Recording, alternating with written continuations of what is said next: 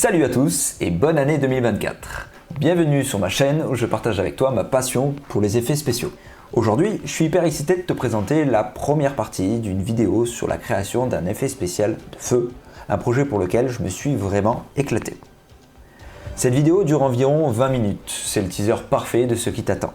Si tu es impatient de voir la suite, j'ai une super nouvelle, la version intégrale d'1 heure est déjà dispo en exclu sur le Patreon de Foxform 3D. Il y a moyen que tu kiffes. Et vu que des bonnes nouvelles n'arrivent jamais seules, sache que des bonus exclusifs arrivent bientôt pour les abonnés à la newsletter de Foxform. Si tu n'es pas encore inscrit, c'est le moment de le faire, tu trouveras un pop-up sur notre site internet, tu t'inscris facilement, le lien est dans la description. Allez, prépare-toi à plonger dans le monde fascinant des effets spéciaux de feu. C'est parti les copains. Donc, première chose qu'on va faire, c'est la base de notre personnage. Donc je vais reprendre mes petites notes. Voilà. La base de ce FX magique va être d'abord le setup du caractère. Donc on va le télécharger, l'importer, le retimer et le déplacer dans un nouveau contexte SOP pour pouvoir commencer notre base de travail de FX sur ce que l'on aura travaillé. Et ensuite le Magic Spell en lui-même. Donc la base des shapes, la base de shape pour l'émission de feu. On va créer une spirale, créer une smoke à partir de cette spirale. Créer donc une rasterisation sur la base d'un attribut que l'on aura créé qui sera présent sur cette spirale et sur cette base là de rasterisation on obtiendra un volume que l'on pourra implémenter directement à l'intérieur d'un pyrosolver. Ensuite voilà, on pourra positionner où on veut cette fameuse spirale. On va créer un point deform pour pouvoir qu'elle se conforme au gabarit de notre caractère. Et ça sera déjà super pour cette première vidéo. On va essayer de faire ça en une seule vidéo. Pour commencer, on va pas perdre de temps à créer un caractère et ou à le sculpter et le riguer. On va aller directement sur Mixamo. Donc là, je me suis déjà connecté à mon compte. Tu peux te connecter avec un compte Adobe Creative Cloud, ça marche très bien. Tu peux te connecter avec ton compte Google, ça sera parfait. Et alors ce que j'ai fait moi par défaut, c'est que j'ai ce caractère là, cet humanoïde que j'aime bien, ce mannequin. Donc il est juste ici. Quand tu t'es connecté à Mixamo, mais la vidéo en pause c'est pas le cas, tu peux aller directement dans caractère par ici et te diriger sur le mannequin. À vrai dire sur n'importe quel cara, hein, tu choisis celui que tu veux, ils seront tous rigués de la même manière et ça sera parfait. Tu as juste à cliquer sur le caractère qui t'intéresse et tu fais Use de caractère et au moins tu vas pouvoir l'utiliser et l'avoir dans le viewport directement de Mixamo. L'avantage d'utiliser ça, c'est que les personnages sont déjà rigués et prêts à être retargetés, qu'importe l'animation qu'on va lui appliquer. Donc ça va nous permettre d'aller dans cet onglet animation juste ici et on va venir choisir une animation de magique. Alors moi j'en avais pris une en particulier pour la facilité de la vidéo, je vais garder le même, mais tu peux essayer de créer ton propre FX sous la base des travaux qu'on va faire. Je t'encourage vivement à le faire. Moi dans cette vidéo je vais garder cette animation qui me plaisait plutôt bien. Donc le but va être d'essayer d'émettre la source de fumée sur la base de ces doigts là et autour du bras également. Ça va être cool. Donc ce que je vais faire, c'est que je vais venir ici cliquer sur Download avec le skinning du caractère. Au moins on conserve tout.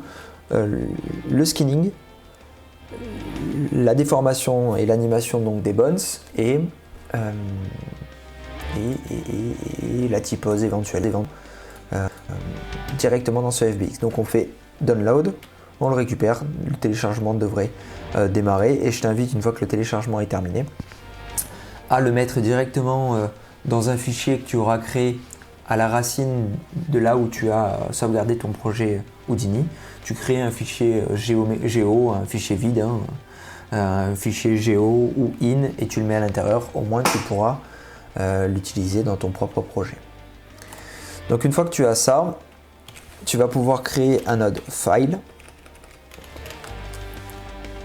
Alors l'ancienne méthode veut, en tout cas pour importer des caractères et a déjà animé avec des FBX, l'ancienne méthode, en tout cas les méthodes classiques dans les autres softs, ça serait de partir directement par File, Import et FBX. On choisit notre FBX Donc moi je l'avais mis dans In. Voilà, imaginons que je veux celui-ci, c'est la même animation, ok. Là on va pouvoir importer l'animation, la géométrie, éventuellement les caméras, les lights et les matériaux s'il y en a, les joints et le skinning, donc les bones et le skinning directement. Voilà, ça c'est tous les checkbox qui vont nous permettre d'importer toutes les parties du potentiel FBX et de la data qui contiendrait à l'intérieur de son fichier. Donc ça serait pour la méthode classique. Le bémol de ça, c'est qu'il va nous créer plein de fichiers, il va nous créer tous les bones sous forme de nodes. C'est très moche à voir et c'est absolument plus utile. Depuis la version 18.5 ou 18, je ne sais plus exactement, ils ont créé un contexte qui s'appelle, enfin un contexte, c'est un assemblage plutôt de nodes, qui est les nodes KineFX, qui eux servent justement à manipuler les caractères avec des rigs, voire même à les animer et ou retargeter leur animation. Donc c'est super cool et ça évite d'avoir je ne sais combien de bones à la suite. Donc le node file ici je le retire, j'en ai pas besoin. Je vais remonter et je vais donc dans le contexte objet, je vais renommer ce contexte géométrie en cara. Moi je saurais que c'est mon caractère. Et à l'intérieur, donc là je me retrouve en SOP, je vais créer un FBX caractère import qui va me permettre de venir sélectionner le fameux fichier qu'on vient de télécharger, donc standing one hand magic attack O1. Et dès que je fais ça, automatiquement il va tout détecter ce qu'il y a à l'intérieur de la même manière. Il va détecter s'il a une animation, s'il a des matériaux, s'il a une typose, ainsi de suite, et un skinning, donc des formations de polygones sur la base de bones. Tout ça il va le détecter. On n'est pas obligé d'utiliser le deuxième paramètre qui est l'animation FBX file, surtout s'il en a déjà un dans ce fichier, s'il a déjà une animation dans le fichier, eh bien il va le détecter automatiquement. Bémol, si on récupère la première sortie, eh bien il n'y aura aucune animation. Si j'avance ma timeline, mon personnage reste en T-pose. Tout simplement parce que ici, le premier dot qui sort ici de ce FBX caractère import, c'est le reste géométrie. Donc on l'appelle souvent la T-pose. C'est cette fameuse posture où le personnage est en croix ou en T. C'est la position standard pour commencer à animer des personnages. Et voilà, c'est ce que le premier point nous retourne. Le deuxième point, il nous retourne la structure osseuse de notre caractère. Et le troisième point nous retourne son animation. Bémol, on n'a pas l'animation si on connecte ça directement comme ça. On l'a ici, mais on n'a pas le skinning. Là, on n'a que la structure osseuse, on n'a que le skeleton déformé. D'accord ? Donc il va nous falloir un autre node qui s'appelle le bone deform. Lui, automatiquement, il va détecter tous ces paramètres-là. Il prend les trois entrées et il dit ok, j'ai les trois, j'ai la respose, j'ai la structure osseuse plus animée, et au moins, je déforme tout. Super. Donc là, j'ai mon personnage qui fait bel et bien son animation. Donc, il s'arrête à peu près à la frame 70. Voilà, 69, j'ai encore de l'anime. 70, j'ai plus rien. Ouais, frame 70, c'est pas mal. Maintenant, ce que je vais faire, l'animation, elle est un petit peu ennuyeuse. Là, elle est un peu trop linéaire. Alors, mon projet, je vais aussi le mettre en 30 fps. Parce que si je dis pas de bêtises, donc là il est entre 0 et 70 en total frame, ça c'est intéressant, c'est un indicateur qu'on peut prendre. Et si je dis pas de bêtises, l'animation elle est en 30 fps quand elle sort de Mixamo. Donc par défaut, on va mettre notre projet en 30 fps, ben, il est déjà, donc c'est parfait. Et au moins, on a notre animation au bon timing. Une fois qu'on a ça, moi je vais y donner un petit peu plus de punch à cette anime, elle est un peu trop linéaire, ça m'intéresse pas. Donc ce que je vais faire, c'est que je vais créer un node retime et je vais venir positionner la méthode sur frame et sélectionner l'input frame range entre 1 et 70 parce que c'est la frame range où est contenue mon animation. Je le sais, on vient de le voir de deux manières, soit en avançant la timeline, soit sur le site Mixamo, elle est de 70 frames en 30 fps. Donc parfait. J'ai ma range qui est intéressante. Donc le retime, qu'importe ce que je vais y donner, même si je retime by speed, si je veux diviser ça par deux, Donc je veux aller moitié moins vite en speed, 1 étant la valeur par défaut. Ici, je multiplie le speed par 0,5, donc je divise la valeur par 2 en réalité. Et là, ce qui se passe, il va me déformer les UV, donc c'est pas bien grave pour le moment. Ça va faire un petit peu des glitches, mais c'est pas bien grave. On voit que son animation est retimée x2. Donc là, elle devrait finir à 140. Voilà, 140 frames, j'ai plus de mouvement. Donc c'est bien ça, j'ai bien retimé le mouvement de mon caractère par 2. Ok. Donc c'est pas by speed que je veux faire, je veux avoir encore plus de contrôle, donc je vais le garder par frame. Au moins ça va me permettre de contrôler exactement les frames que je veux accélérer ou ralentir. Donc là je vais enlever l'expression qu'il y a ici $FF qui est $float frame.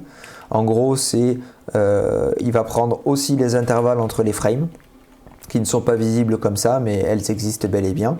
Si par exemple j'active les intervalles ici en substep, donc là je vais avoir 10 intervalles, on voit que c'est des décimales maintenant, c'est des flottants, donc c'est ce que nous renvoie, ici on voit qu'on a des décimales après la virgule qui correspondent exactement à la timeline. C'est ce que nous renvoie cette expression $WF float frame. Okay. Donc ça, cette variable, ça ne m'intéresse pas, moi je ne veux pas l'avoir. Je veux contrôler mes frames à la main. Donc là, imaginez que vous avez un slider. Hop là, imagine que tu as un slider et c'est toi qui anime grâce à ce slider les mouvements de ton personnage. Okay. L'avantage de faire comme ça, c'est qu'on va pouvoir mettre des clés d'animation sur ça. Donc imaginons qu'en 1 seconde, je veux qu'il ait fait, donc là je vais mettre 2 clés d'animation. En 1 seconde, je veux que le personnage ait fait, je sais pas, voilà, jusqu'à peu près ici. Ici ça m'intéresse, bah voilà, 30e frame. Allez, 29e frame. 30e, on va rester comme ça, c'est parfait. En 1 seconde, il fait 30 frames. Jusqu'ici, rien ne change. Par contre, entre la 30e et la 90e frame, je veux qu'il me fasse que très peu de frames. Est-ce qu'il revient? Ouais, voilà. Il va me faire que 7 frames, pas plus. D'accord? Donc là, ce que j'ai fait, c'est que j'ai clairement retimé. Là, j'ai fait un slow motion. Là, il va à peu près normalement. Et d'un coup, boum, il va se mettre à ralentir son mouvement. L'histoire de 7 frames. Et à partir de là, il va rattaquer, je sais pas, jusqu'à la frame 120 en 1 seconde, ça devrait être bien. Je vais aller jusqu'à la frame 70 pour qu'il me fasse le mouvement relativement rapidement pour revenir. Donc là, ça me plaît bien. Et c'est plutôt cool. Donc là, il est très lent. Et hop là, il revient. Cool. Donc ma timeline, je vais la bloquer à 120. J'ai pas besoin qu'elle soit aussi longue. On a un système de loop qui opère, on a toujours ce glitch, on va le régler dans 2 secondes. Notre loop fonctionne très bien. Pour régler le glitch, ce qu'on va faire, c'est qu'au lieu de retimer tous les attributs qui sont présents sur le caractère, le personnage il a plusieurs attributs quand il vient automatiquement. Il a P, il a N, il a les tangentes, il a les UV, il a des matériaux, un matériel pass, bref, il a plein de choses en attributs. Et ce que fait le retime, c'est qu'il est en train de tout retimer. Donc les UV, ils n'aiment pas du tout le retiming. Donc ce qu'on va faire, c'est qu'on va dire, je m'en fiche des autres attributs, je veux que l'attribut P. Tu me retimes que grâce à la position des points. Et grâce à ça, eh bien, il va laisser tranquille tous nos autres attributs. Okay. On a notre anime qui est plutôt pas mal, on va juste un peu l'ajuster. Je vais mettre ça en subdivision, l'interpolation des points et des vecteurs de position. On va les mettre en subdivision, ce sera un peu plus lissé. Et le retiming, ici, je vais rester enfoncé sur la touche Maj et je vais faire un clic gauche pour ouvrir l'animation editor. Grâce à ça, en fait, en appuyant sur la touche H au-dessus du graphe, je vais centrer les clés d'animation qui sont déjà présentes sur ce channel, qui est maintenant ici, ok.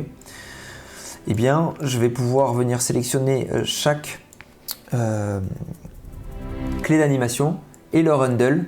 Ici, il y a un handle qui est là, ainsi que de l'autre côté, pareil pour la première clé d'animation, et ça va me permettre de venir prendre et d'accélérer ou non la keyframe pour avoir un ease in ou un ease out sur cette base là. Donc moi ce que j'aimerais c'est qu'il démarre, en tout cas qu'au milieu ça soit un peu plus drastique comme ça, pour que l'anime elle aille normalement et d'un coup boum, On a un mouvement circulaire relativement rapide. C'est pas assez rapide pour moi. Je vais l'extrapoler. Un peu trop, j'ai exagéré. Ouais, c'est pas mal, sauf que j'ai mon slope, donc je vais sauvegarder. J'ai mon slope ici qui est beaucoup trop incliné, du coup ça me casse mon rythme.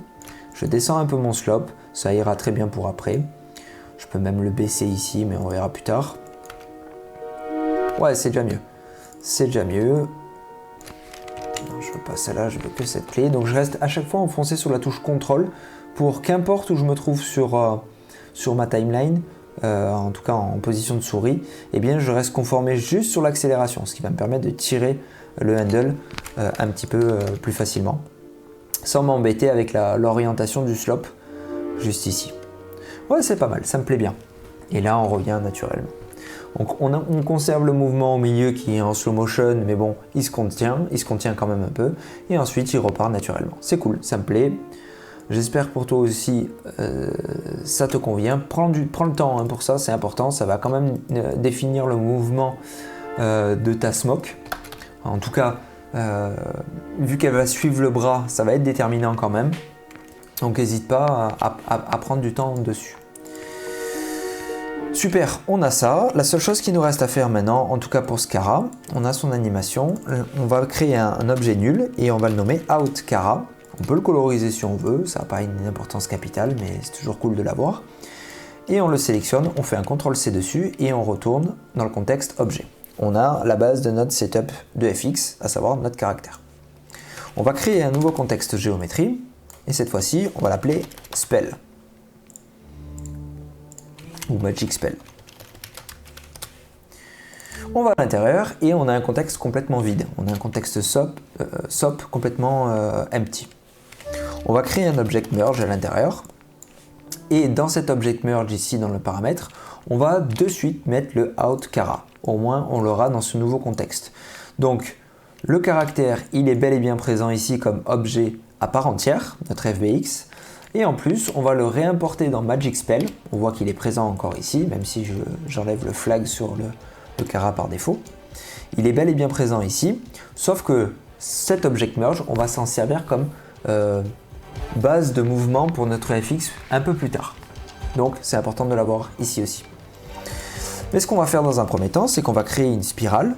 Donc normalement tu as ce node, il n'est pas en labs, il est en tout court. Il y était en labs à l'époque, mais il a été implémenté dans version Houdini. Alors si tu vois le labs spirale, il sera bon, mais il existe la version Houdini normale aussi. Okay. Donc on le prend et automatiquement ça nous crée une spirale au centre de l'univers. Donc cette spirale, on peut augmenter sa hauteur. On peut inverser si on veut le radius. Juste ici, donc on va pouvoir jouer avec son radius en global ici. Non, ici c'est le start. Et ici c'est le... non, il n'y a pas de end, autant pour moi. Il n'y a que le start qui va influencer sur tout le reste du radius de notre ellipse. Donc ce qu'on peut faire ici, c'est incrémenter un peu plus au fur et à mesure qu'on se déplace sur l'ellipse. Mais surtout, ce qui va nous intéresser, c'est ce radius ramp ici. Lui, par défaut, il est setup sur 1 sur les deux points qui sont présents. Donc on voit que ici, la valeur sur celui-là qui est en position 0, donc tout à gauche sur notre rampe, il est bel et bien à 1 en valeur, ainsi que celui-ci. Donc ça veut dire que notre radius est au maximum des deux côtés. Donc on pourrait l'extrapoler un petit peu en bas. Si on le met à 0 ici, donc là, si on l'incrémente à 0 là, est-ce qu'on va pouvoir le changer comme ça? Ah, j'ai fait bugger les paramètres, non. Ah, j'ai fait bugger les paramètres. Bon, c'est bon, j'ai réussi à refaire partir le soft. Donc, on va pouvoir gérer la height comme ça. Et surtout, gérer le profil de notre courbe grâce à ce radius ramp. Donc pour le moment c'est pas ultra important, on va pouvoir le réajuster un peu plus tard. On peut gérer ici le nombre de tours, ça peut être cool dans un premier temps. Je vais le garder comme ça.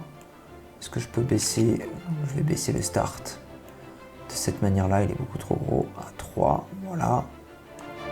Et l'arrivée aussi. Bon, après on pourra gérer le milieu un petit peu comme on le veut, grâce au profil de ce ramp juste ici. Ok.